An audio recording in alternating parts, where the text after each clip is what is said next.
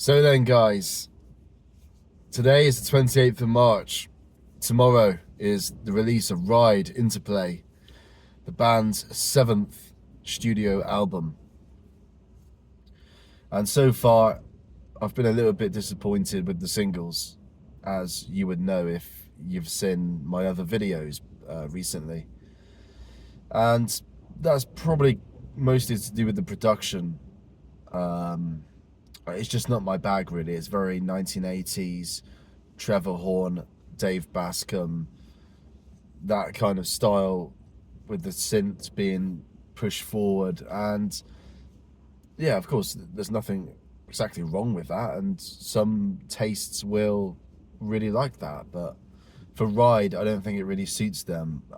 For Ride, it's always been guitars and the constant improvisational energy of their drummer Loz Colbert, and obviously the dual harmonies as well between Gardner and Bell, which is still there and should always be there because that is a signature trademark of Ride.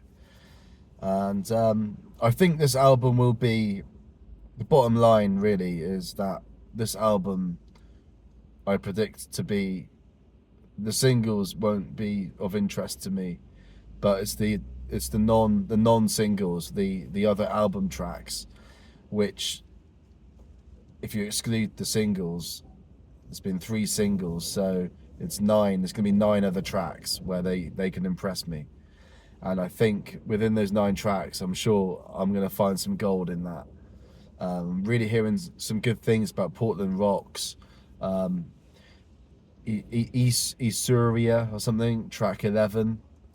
I think, I don't know what that word is really, but it might be like it sounds like an old kind of continent name, like in the prehistoric era. Like, you had like Patagonia was like Europe in the dinosaur era, and Isuria might be what I think is what Asia was called in prehistoric times, I think. But I might be completely wrong. It might end up being like a disease, or like, some kind of, I don't know.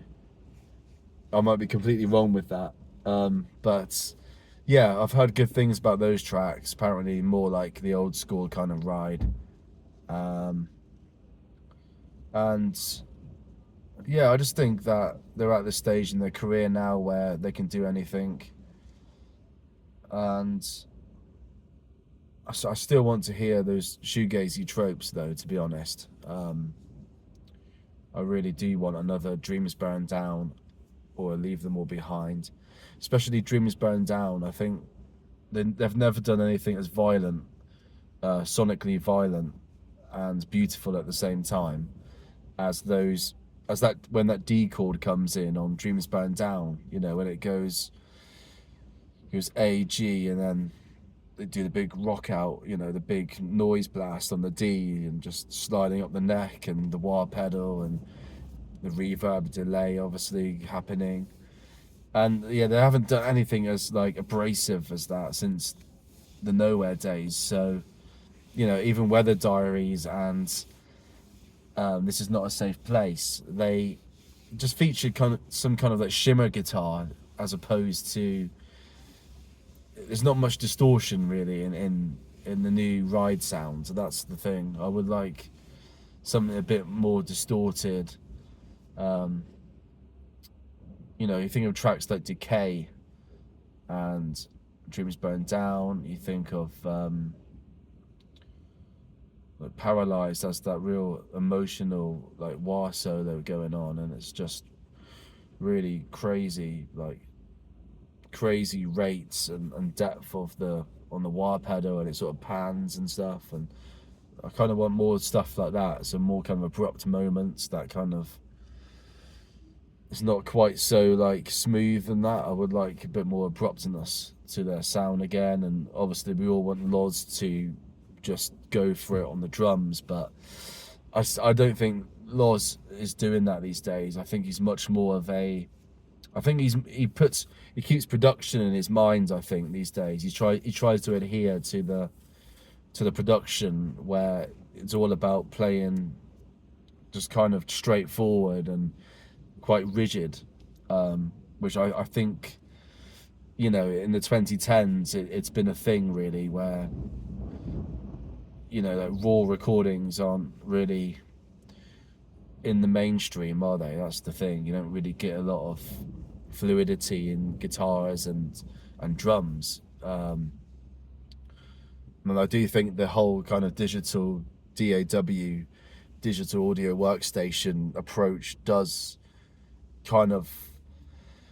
I mean, you don't have to do that on a DAW, but you know, you can let loose on it, just as you would with analog recording. But I think it just encourages, because of the copy and paste kind of, copy and paste ease of a DAW. I believe that it kind of encourages that kind of rigid style, you know, and because when people drop samples into it and stuff, and drum loops, it's all very rigid and like one bar to bar kind of thing, gridded. That's the word I'm looking for. Sticking to the grid, you know. I think Loz is kind of, he's adhering to that kind of gridded system when he drums, unfortunately. Whereas I just think that Keith Moon let loose, follow the vocal melody, and you know, because you think about Keith Moon, and he used to like do these like little nuances, didn't he, like ghost notes and stuff to like follow Roger Daltrey's vocal lines, and Loz was doing that on the first two albums and the early EPs, and you should really follow that. Really, I think maybe it's the hip hop influence that he's got, which it did serve to kind of help his drumming to begin with, because he had some really unorthodox beats and rhythms going on. But I think these days maybe he's thinking too much of a modern hip hop production, and that's making his drum seem very robotic. What else can I say? Yeah, Steve Quarles, you know, I haven't mentioned him much. Really solid bassist. You know, just like bass lines like "Leave Them All Behind," "Unfamiliar," "Seagull," where he's doing the Taxman. It's kind of Beatles Taxman, really, isn't it? What he's doing on the bass in "Seagull." But he's a quality bass player. Cool Your Boots, I think that one has a really good bass line. And Time Machine, obviously that's a massive highlight for Steve Quarles. And yeah, I really hope there's some good stuff. So I've heard some things about it on the creep. So you got Get Free, is it, or something? But halfway, or Stay Free is like halfway through the album, and that's meant to be an acoustic, bit of an acoustic break from the electronic tracks. And Light in a Dark Room, I think it is track 3, is it? I think 3 or 4. I think it's 3, because I think Monaco's 4th track. That's meant to be like a melancholic kind of Weather Diaries title track kind of song.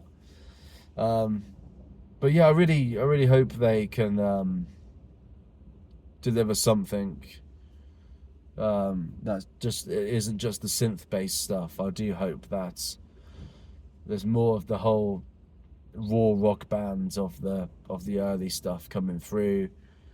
I'm not quite sure who is on production on this. I guess maybe Errol Olken hopefully was brought back, I reckon. I don't know. I don't think Mulder is anywhere near this one, so that's a bit of a cause for concern, really, because I think Alan Mulder is the guy who really provides those guitar noises. He's really good for the guitar stuff. And I think maybe the lack of his presence, maybe that's what's diverting Ride into a more synth-based direction. And I think Mark Gardner's, obviously they recorded at OX4 Studios, which is Mark Gardner Studios in Oxford, because OX4 is the postcode, and that's what the song is named after. And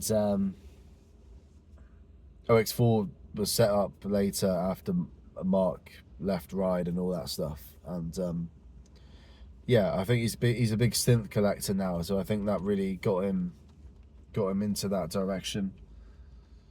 So yeah, we'll have to see then, guys. Tomorrow, it's the big day. It's the big day. I'll be in there. I'll do a little video of me walking into HMV, and yeah. So stay tuned, and I'll give a review of the album once I've listened to it. Probably not the first time though. I'll probably give it like 4 or 5 car journeys to listen to it 4 or 5 times or something, first. So maybe like give me a week to do a full review video. But it's soon gonna be coming, guys. Keep it ride, keep it real. Peace out.